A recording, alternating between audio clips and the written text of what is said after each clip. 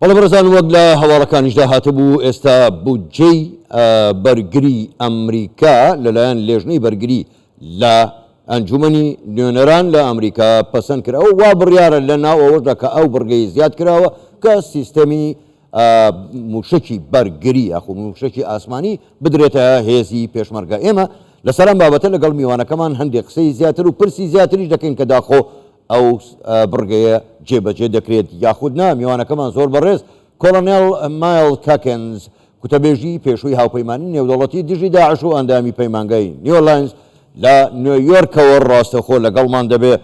جەنابی کۆلۆنێل سڵاوتان لێبێ، زۆر سپاس کە جارێکی دیکەش لەگەڵمانن لە ژووری هەواڵی کوردستان 24.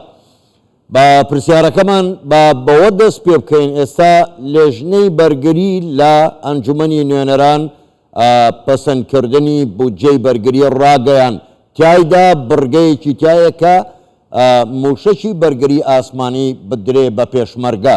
پێت وایە بە ئاسانی ئەنجومەنی نوێنەران و هەم پیران بتوانن بودجەکە جێبەجێ بکردن و ئەو کات ئەو سیستەمەش بدرێ بە پێشمەرگە کە دۆستی ڕاستەقینەی ئەمریکا و هێزەکانی ئەمریکایە؟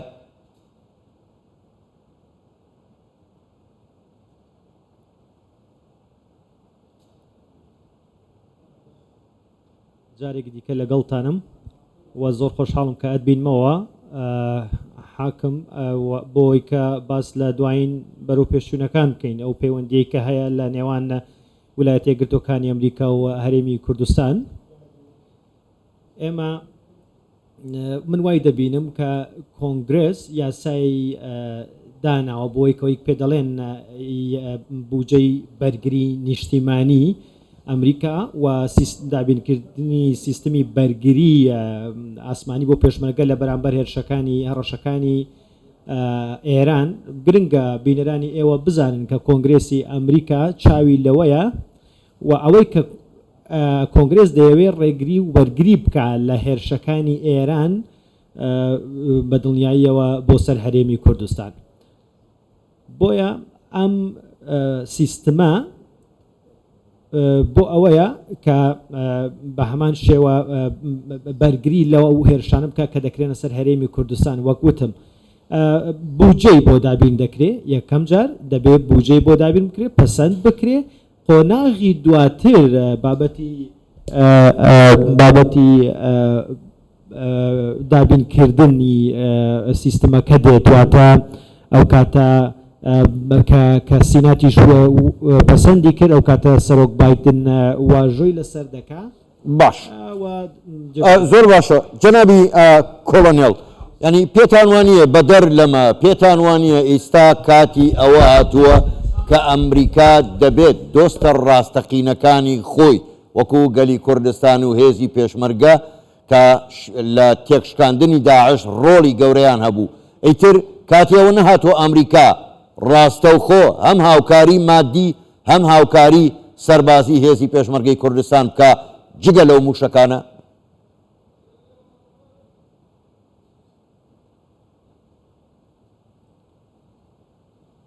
ئەمریکا هاوکاری پێشمەرگەی کردووە لە 2014ەوە لە شەڕی دژ بە داعش. بینەرانی ئێوە ڤیدیۆکانە بینن، هەموو شتە بینن کە پێشمەرگە کەلوپەل و چەک و چۆڵی سەربازی ئەمریکا بەکار دەهێنن و سیستمی بەرگری ئاسمانی قۆناغێکی دیکەی هاوکاریەکانی ئەمریکایە و قۆناغێکی دیکەی پەیوەندیەکانی ئەمریکا و پێشمەرگەی حکوومەتی هەرێمی کوردستان. بۆچی ئەمە گرنگە؟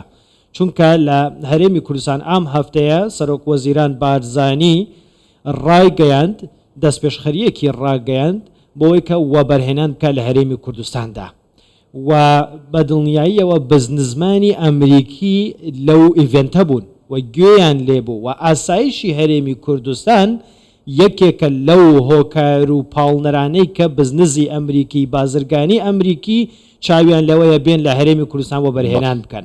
ئەمە خاڵێکی گرنگە.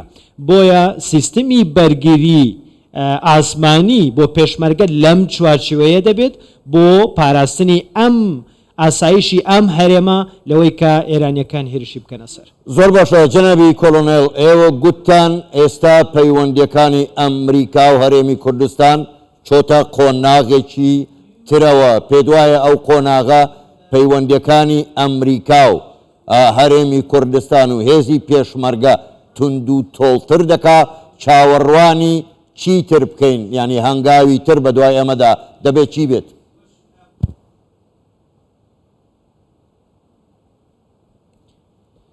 پەیوەندیەکانی نێوان ئەمریکا و هەرێمی کوردستان و پێشمەرگە بەهێزن، پەیوەندیەکی بەهێزە، بەڵام ئەکرێ باشتری بکەین.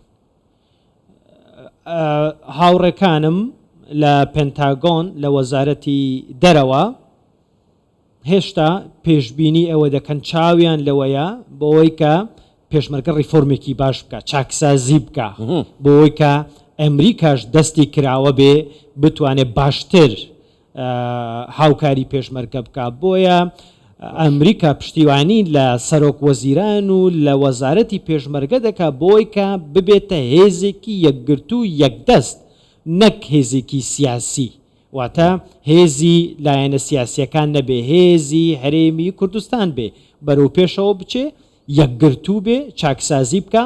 بە دڵنیاییەوە ئەو کاتە ئەمریکا دەستی کراوەتر دەبێ و باشتر دەتوانێت هاوکاری پێشمەرگە بکە و لە ئۆپراسیۆنەکانیشی لە دژی هێزە تیرۆریستەکان. زۆر باشە جەنابی کۆلۆنێل، ئێوە خاڵێکی گرنگتان وروژان، بەخۆ دەزانی ئەمریکا خاوەن یەکێک لە سوپاهەرە بە هێزەکانی سەرتاسەری جیهان. پرسیارەکە ئەوەیە ئەمریکا کە دۆستی کوردە، دۆستی پێشمەرگەیە، چۆن دەتوانێت بە چ شێوازێک هێزی پێشمەرگە هەوڵ بدە یەکی بخە سوپایەکی کوردی مۆدەرن لە هەرێمی کوردستان دروست بکات؟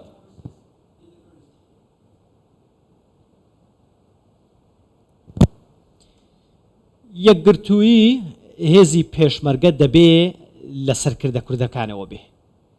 من 3 جار سەردانی هەرێمی کوردستانم کردو بە سەم ساڵ و لەگەڵ فەرماندەکانی پێشمەرگە لە سلێمانی، لە هەولێر، لە دهۆک چاوپێکەوتنم هەبوو. هەموو ژەنراڵەکان، هەموو کۆڵۆنێڵەکان دەیانەوێ ببنە یەک، دەیانەوێ ببنە هێزێکی نیشتیمانی کە بەڵام گرنگە سەرکردە سیاسیەکان بەڵێن بدەن و ئەم خواستەیان هەبێ کە پێشمەرگە یەک بگرێتەوە بۆی کە ببێتە هێزێکی یەکدەست بەهێز و بتوانێت ڕوبەڕووی هەڕەشە دەرەکیەکان ببێتەوە، ئەجا داعش بێ یان هەن هەڕەشەیەکی دیکە بێ و ئاسایشی هەرێمی کوردستان بپارێزن. بۆیە سەرکردە سیاسیەکانی کوردستان دەبێ چاویان لە پێشمەرگە بێ، چاویان لە زێرەڤانی بێ، چاویان لە هێزەکانی دیکە بێ و بودجەیەکیان بۆ دابنێن کە لە کاتی خۆیدا ئەم بودجێ بگاتە دەستی پێشمەرگە، لە کاتی خۆیدا پێشمەرگە بتوانێت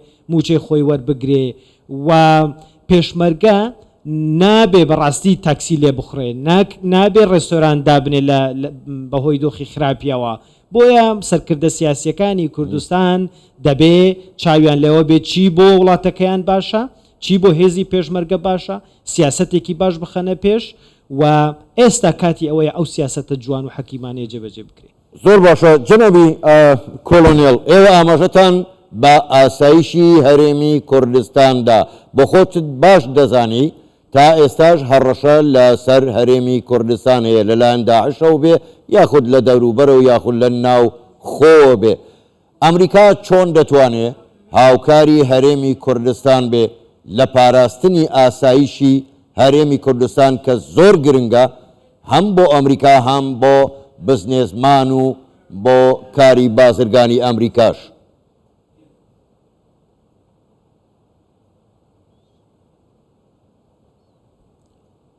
ئەو هەڕەشانەی کە ئەو هێرشانەی دەکرێنە سەر هەرێمی کوردستان لە وڵاتانی دراوسێەوە قوبوڵ کراونین بەلایەن ئەمریکاوە.